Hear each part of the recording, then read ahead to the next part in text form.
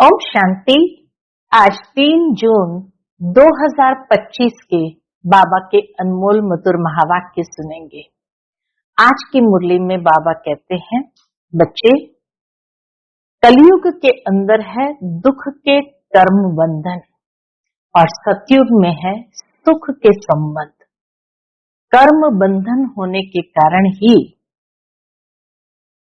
सजाएं भोगनी पड़ती है, गर्भ जेल में भी सजा भोगते हैं।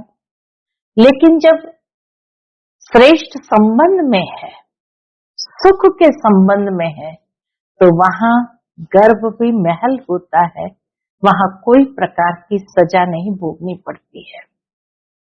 बाबा कहते हैं, कई बार बच्चे बाबा से कहते हैं, बाबा हम तो अनपढ़ है, हम तो कुछ भी पढ़े लिखे नहीं है, हम गरीब है। तो बाबा कहे, वाह गरीबी वाह, बहुत अच्छा है कि तुम अनपढ़ हो, क्योंकि उस ज्ञान को भूलना है। इस ज्ञान का कदर रखते हुए उसको धारण करना है। तो जितना हो सके बाप को याद करो, स्वयं को आत्म समझो, आत्म अभिमानी भव। बाबा कहे, अब तो इतना पक्का हो जाना चाहिए जो बाप को कहने की भी दरकार नहीं है।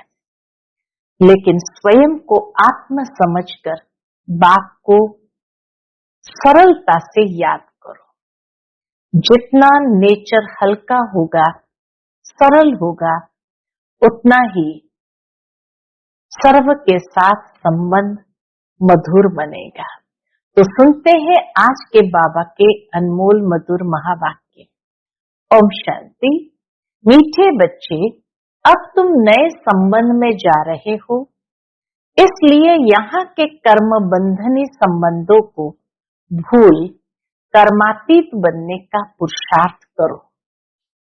आज की मुरली से प्रश्न है, बाप किन बच्चों की वाह वाह करते हैं, सबसे अधिक प्यार किन्हों को देते हैं? उत्तर है, बाबा गरीब बच्चों की वाह वाह करते हैं। वाह गरीबी वाह, आराम से 2 रोटी खाना है, हवज नहीं अर्थात लालच नहीं। गरीब बच्चे बाप को प्यार से याद करते हैं। बाबा अनपढ़े बच्चों को देख खुश होते हैं, क्योंकि उन्हें पढ़ा हुआ भूलने की मेहनत नहीं करनी पड़ती है। ओम शांति। अब बाप को बच्चों के प्रति रोज रोज बोलने की दरकार नहीं रहती कि अपने को आत्मा समझो। आत्म अभिमानी भव अथवा देही अभिमानी भव, अक्षर तो वही है ना। बाबा के अक्षर है तो वही ना। बाप कहते हैं, अपने को आत्मा समझो। आत्मा में ही 84 जन्म का पाठ भरा हुआ है। एक शरीर लिया, पाठ बजाया, फिर शरीर खलास हो जाता है। आत्मा तो अविनाशी है ना। तुम बच्चों को ये ज्ञान अभी ही मिलता है और कोई को इन बातों का पता नहीं है। अब बाप कहते हैं, क्या कहते हैं? कोशिश कर, जितना हो सके बाप को याद करो। धंधे धोरी में लग जाने से इतनी याद नहीं ठहरती। गृहस्थ व्यवहार में रहकर कमल फूल समान पवित्र बनना है। एक तो अपने को आत्मा समझना है, बाप को याद करना है, और गृहस्थ व्यवहार में रहते कमल फूल समान पवित्र बनना है। फिर जितना हो सके मुझे याद करो। ऐसे नहीं कि हमको निष्ठा में बैठना है। निष्ठा अक्षर भी रॉन्ग है, वास्तव में है ही याद। सरल से सरल शब्द है याद। कहाँ भी बैठे हो, बाप को याद करो। माया के तूफान तो बहुत आएंगे, ये भी बाबा सावधान करते, बच्चे माया के तूफान तो बहुत आएंगे। कोई को क्या याद आएगा, कोई को क्या। तूफान आएंगे जरूर, फिर उस समय उनको मिटाना पड़ता है कि ना आए। बुद्धि को उन तूफानों से बाहर निकालना पड़ता है। यहाँ बैठे बैठे भी माया बहुत तंग करती रहेगी। यही तो युद्ध है बाबा के, यही तो युद्ध है माया के साथ का। जितने हल्के होंगे उतने बंधन कम होंगे। जितने हल्के होंगे अर्थात जितना सरल स्वभाव होगा, तो सर्व के साथ का संबंध मधुर रहेगा, तो बंधन कम होगा। जितना भारी होगा व्यक्ति अंदर से, उसका स्वभाव भारीपन का होगा, सरल नहीं होगा, तो नेचुरल है दुख कहीं न कहीं देते लेते रहते हैं, तो बंधन बढ़ता जाता है। इसलिए बाबा कहे जितने हल्के होंगे उतने बंधन कम होंगे। पहले तो आत्मा निर्बंधन है। जब जन्म लेती है तो माँ बाप में बुद्धि जाती है, फिर स्त्री को एडॉप्ट करते हैं। जो चीज सामने नहीं थी वह सामने आ जाती। फिर बच्चे पैदा होंगे तो उनकी याद बढ़ेगी। अब तुम सबको ये याद भूल जाना है। बाबा कहे मनुष्य जन्म लेता है, फिर माँ बाप की याद आती है, फिर स्त्री को एडॉप्ट करता है तो पत्नी की याद आती है, फिर बच्चे होंगे तो बच्चों की याद बढ़ेगी। लेकिन अब तुम सबको ये भूल जाना है। अब सारे संबंधों से बुद्धि उपराम कर देनी है। एक बाप को ही याद करना है, इसलिए ही बाप की महिमा है। तुम्हारा माता पिता आदि सब कुछ वही है, उनको ही याद करो। शिव बाबा के साथ सर्व संबंध है तो उनको ही याद करो।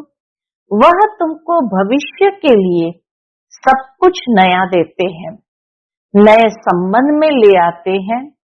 संबंध तो वहां भी होगा ना, ये नहीं कि सतयुग में संबंध नहीं होगा, संबंध तो वहां भी होगा ना। ऐसे तो नहीं कि कोई प्रलय हो जाती है, तुम एक शरीर छोड़ फिर दूसरा लेते हो। जो बहुत अच्छे अच्छे हैं वह जरूर उच्च कुल में जन्म लेंगे। तुम पढ़ते ही हो भविष्य 21 जन्म के लिए।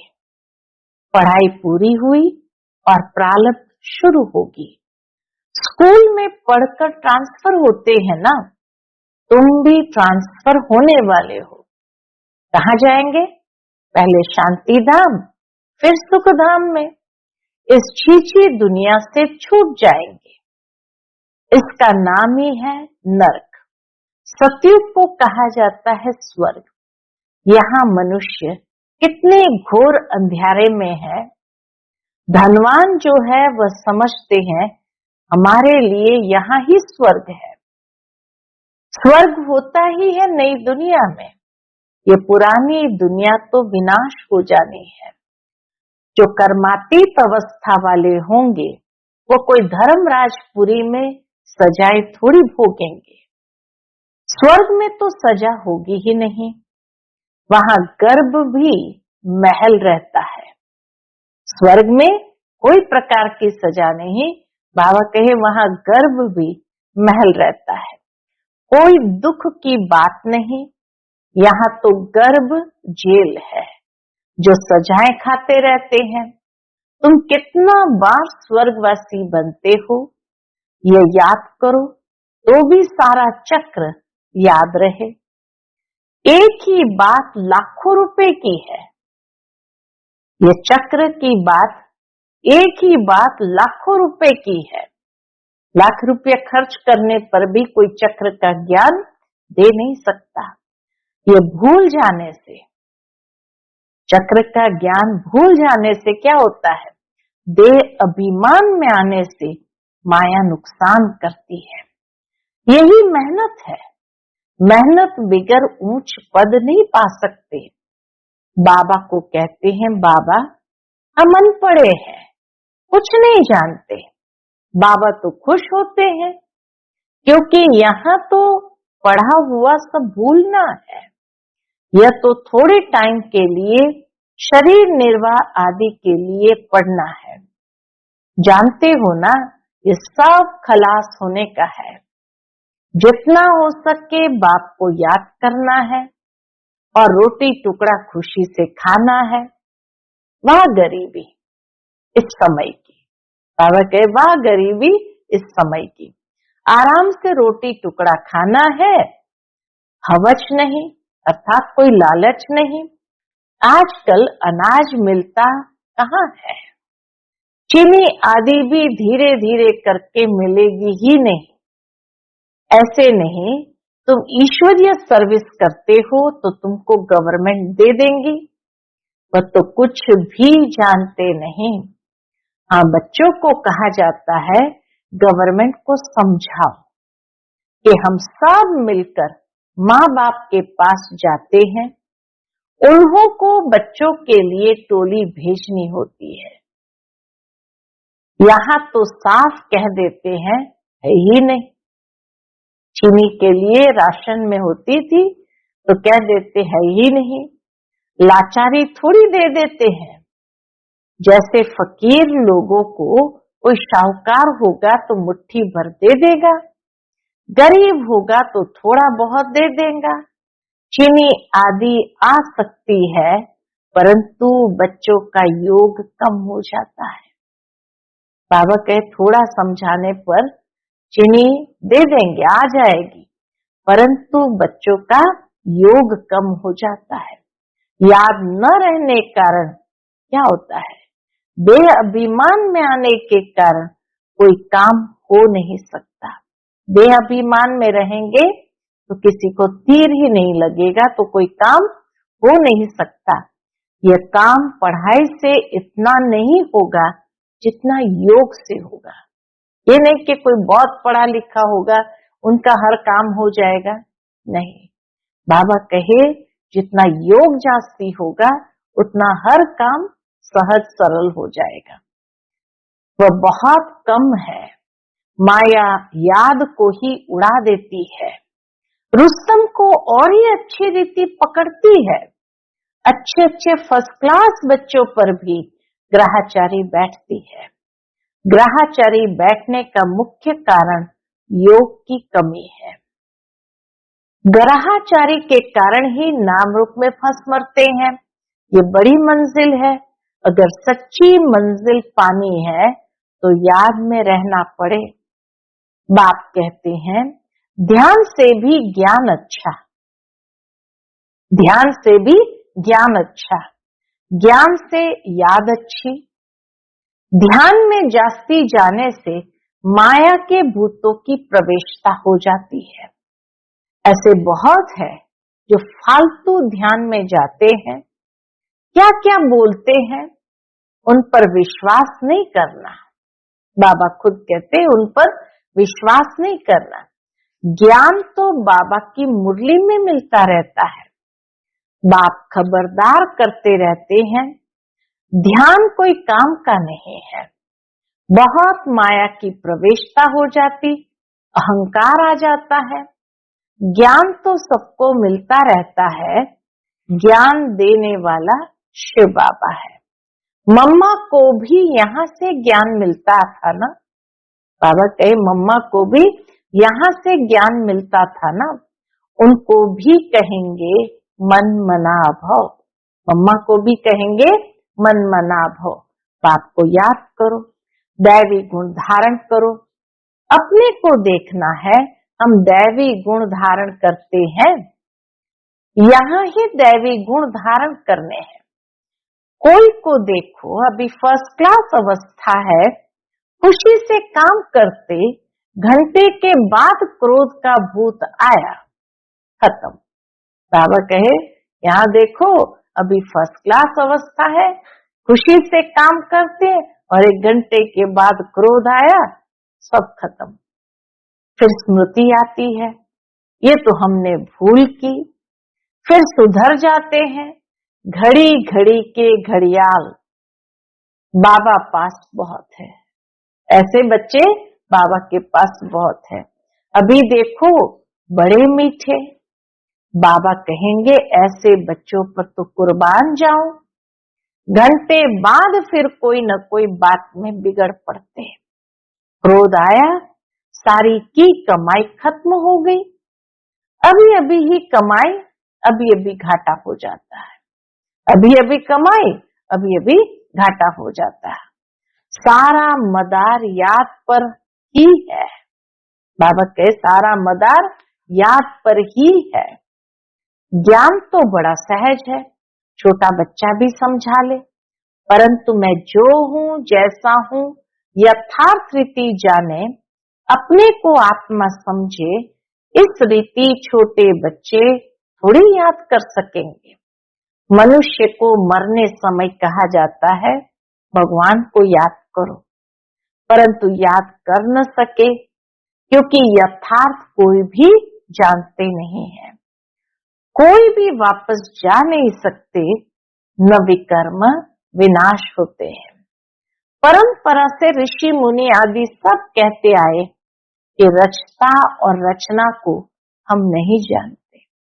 वह तो फिर भी सतोगुणी थे, आज के तमो प्रधान बुद्धि फिर कैसे जान सकते। सतो प्रधान बुद्धि वाले फिर भी बाबा को जानते थे, तमो प्रधान बुद्धि होने से कैसे जान सकते।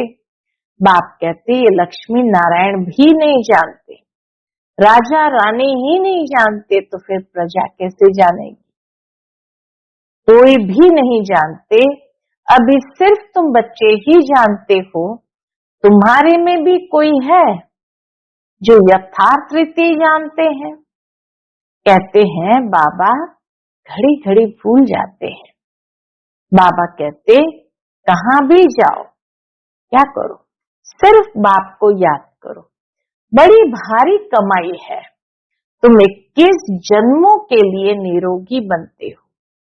ऐसे बाप को अंतर्मुख हो याद करना चाहिए ना।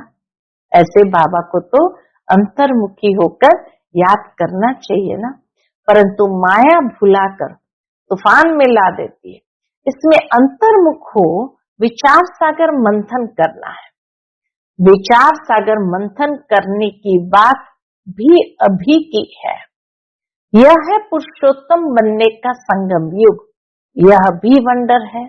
बाबा कहे यह है पुरुषोत्तम बनने का संगम युग, यह भी वंडर है। तुम बच्चों ने देखा है, एक ही घर में तुम कहते हो हम संगम युगी है, और हाफ पार्टनर व बच्चा आदि कलयुगी है। कितना फर्क है। बड़ी महीन बात समझाते हैं। घर में रहते हुए भी बुद्धि में है कि हम फूल बनने के लिए पुरुषार्थ कर रहे हैं। यह है अनुभव की बातें। प्रैक्टिकल में मेहनत करनी है, याद की ही मेहनत है। बाबा कहे याद की ही मेहनत है। एक ही घर में एक हंस तो दूसरा बगुला। फिर कोई बड़े फर्स्ट क्लास होते हैं, कभी विकार का ख्याल भी नहीं आता है। साथ में रहते भी पवित्र रहते हैं, हिम्मत दिखाते हैं, तो उन्हें कितना उच्च पद मिलेगा। ऐसे भी बच्चे हैं ना। कई तो देखो विकार के लिए कितना मारते झगड़ते रहते हैं। बाबा कहे कई तो विकार के लिए कितना मारते झगड़ा करते हैं। अवस्था वह होनी चाहिए जो संकल्प में भी कभी अपवित्र बनने का ख्याल न आए। बाप हर प्रकार से राय देते रहते हैं। तुम जानते हो श्री श्री की मत से हम श्री लक्ष्मी श्री नारायण बनते हैं। श्री माना ही श्रेष्ठ। सतयुग में नंबर 1 श्रेष्ठ, त्रेता में 2 डिग्री कम हो जाती है। यह ज्ञान तुम बच्चों को अभी मिलता है। इस ईश्वरीय सभा का कायदा है, जिन्हें ज्ञान रत्नों का कदर है, कभी उबासी आदि नहीं लेते हैं, उन्हें आगे आगे बैठना चाहिए। यह है ईश्वरीय सभा का कायदा कि जिन्हें ज्ञान रत्नों का कदर है, कभी उबासी आदि नहीं लेते हैं, उन्हें आगे आगे बैठना चाहिए। कोई कोई बच्चे बाप के सामने बैठे भी झुटका खाते, उबासी देते रहते हैं, उनको फिर पिछाड़ी में जाकर बैठना चाहिए। यह ईश्वरीय सभा है बच्चों की, परंतु कई ब्राह्मणियां ऐसे ऐसे को भी ले आती है। यूं तो बाप से धन मिलता है, एक एक वर्षन लाखों रुपए का है। तुम जानते हो ज्ञान मिलता ही है संगम पर। तुम कहते हो बाबा हम फिर से आए हैं बेहद का वर्षा लेने। मीठे मीठे बच्चों को बाबा बार बार समझाते हैं। क्या समझाते हैं? ये छीछी दुनिया है, तुम्हारा है बेहद का वैराग्य। बाप कहते इस दुनिया में तुम जो कुछ भी देखते हो वह कल होगा नहीं। जो कुछ भी देखते हो वह कल होगा नहीं। मंदिरों आदि का नाम निशान ही नहीं रहेगा।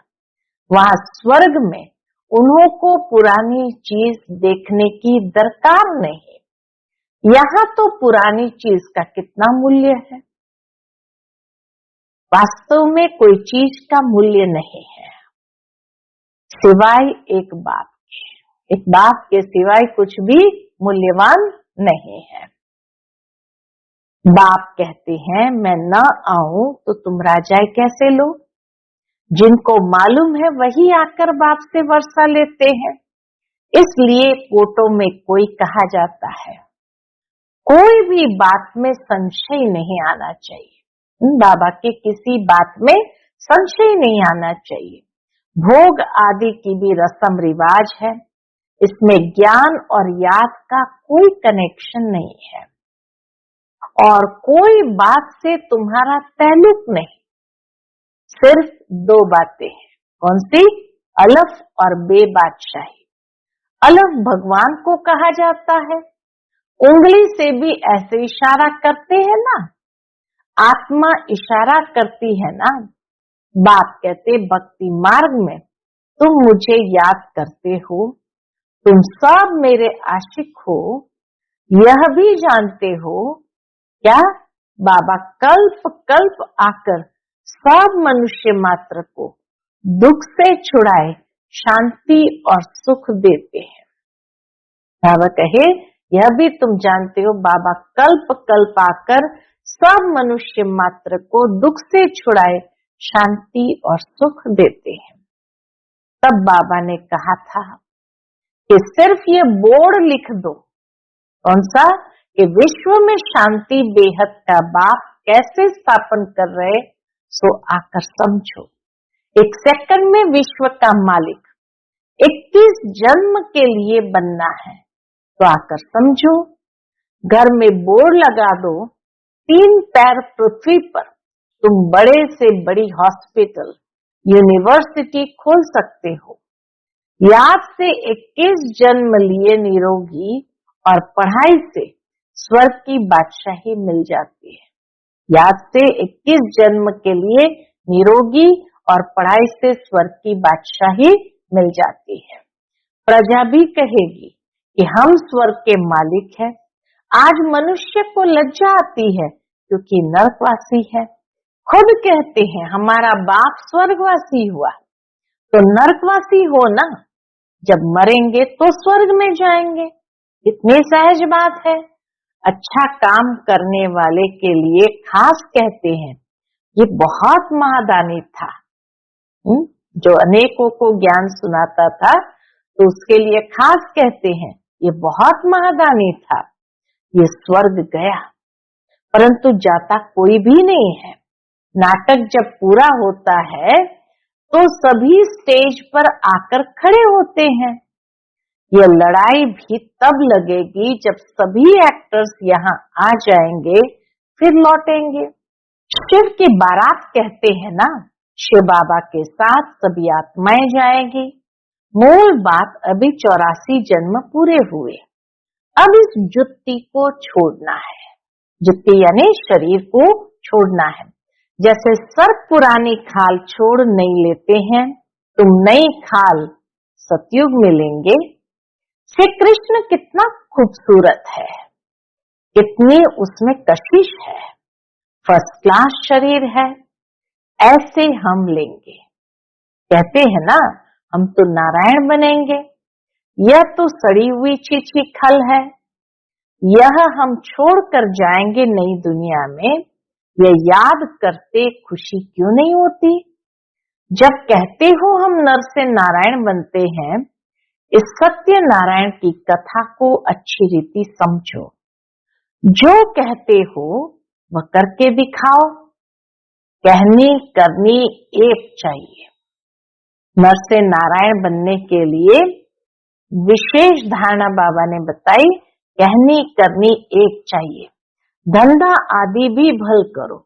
बाप कहते हैं हाथों से काम करो, दिल बाप की याद में रहे। जितनी जितनी धारणा करेंगे उतना तुम्हारे पास नॉलेज की वैल्यू होती जाएगी। नॉलेज की धारणा से तुम कितना धनवान बनते हो, यह है रूहानी नॉलेज। तुम आत्मा हो, आत्मा ही शरीर से बोलती है, आत्मा ही ज्ञान देती है, आत्मा ही धारण करती है। आत्मा ही शरीर से बोलती है, आत्मा ही ज्ञान देती है, आत्मा ही धारण करती है। अच्छा, मीठे मीठे सिकिलदे बच्चों प्रति माता पिता बाप दादा का याद प्यार और गुड मॉर्निंग। रूहानी बाप की रूहानी बच्चों को नमस्ते। हम सब रूहानी बच्चों की रूहानी माता पिता बाप दादा को याद प्यार, गुड मॉर्निंग और नमस्ते नमस्ते। शुक्रिया बाबा, शुक्रिया। आज की मुरली से धारणा के लिए मुख्य सार है। पहली पॉइंट, इस पुरानी दुनिया की पुरानी चीजों को देखते हुए भी नहीं देखना है। नर से नारायण बनने के लिए कहनी करनी एक समान बनानी है। दूसरी पॉइंट, अविनाशी ज्ञान रत्नों का कदर रखना है। यह बहुत बड़ी कमाई है, इसमें उबासी या झुटका नहीं आना चाहिए। नाम रूप की ग्रहाचारी से बचने के लिए याद में रहने का पुरुषार्थ करना है। आज का बाप दादा का मधुर वरदान हम बच्चों के प्रति है। बाप की छत्र छाया के नीचे नाजुक परिस्थितियों में भी कमल पुष्प समान न्यारे और प्यारे भव। बाप की छत्र छाया के नीचे नाजुक परिस्थितियों में भी कमल पुष्प समान न्यारे और प्यारे भव। संगम युग पर जब बाप सेवाधारी बनकर आते हैं तो छत्र छाया के रूप में बच्चों की सदा सेवा करते हैं। याद करते ही सेकंड में साथ का अनुभव होता है। यह याद की छत्र छाया कैसी भी नाजुक परिस्थितियों में कमल पुष्प के समान न्यारा और प्यारा बना देती है। मेहनत नहीं लगती। बाप को सामने लाने से, स्वस्थिति में स्थित होने से कैसी भी परिस्थिति परिवर्तन हो जाती है। आज का स्लोगन है, बातों का पर्दा बीच में आने न दो तो बाप के साथ का अनुभव होता रहेगा। बातों का पर्दा बीच में आने न दो तो बाप के साथ का अनुभव होता रहेगा। आज का अव्यक्त इशारा है, आत्मिक स्थिति में रहने का अभ्यास करो, अंतर्मुखी बनो। इसके अंतर्गत किसी भी विघ्न से मुक्त होने की युक्ति है, सेकंड में स्वयं का स्वरूप अर्थात आत्मिक ज्योति स्वरूप स्मृति में आ जाए और कर्म में निमित्त भाव का स्वरूप इस डबल लाइट स्वरूप में स्थित हो जाओ तो सेकंड में हाई जंप दे देंगे। बाबा कहे, जब कर्म में निमित्त भाव का स्वरूप और आत्मिक ज्योति स्वरूप स्मृति में आ जाए तो इस डबल लाइट स्वरूप में स्थित हो जाओ तो सेकंड में हाई जंप दे देंगे। कोई भी विघ्न आगे बढ़ने में रुकावट नहीं डाल सकेगा। अगर ये दो स्वरूप होंगे एक सेकंड में, स्वयं का स्वरूप अर्थात आत्मिक ज्योति स्वरूप स्मृति में आ जाए और कर्म में निमित्त भाव का स्वरूप आ जाए तो सहज ही डबल लाइट स्वरूप में स्थित हो जाओ और सेकंड में हाई जंप दे देंगे। कोई भी विघ्न आगे बढ़ने में रुकावट नहीं डाल सकेगा। अच्छा, ओम शांति।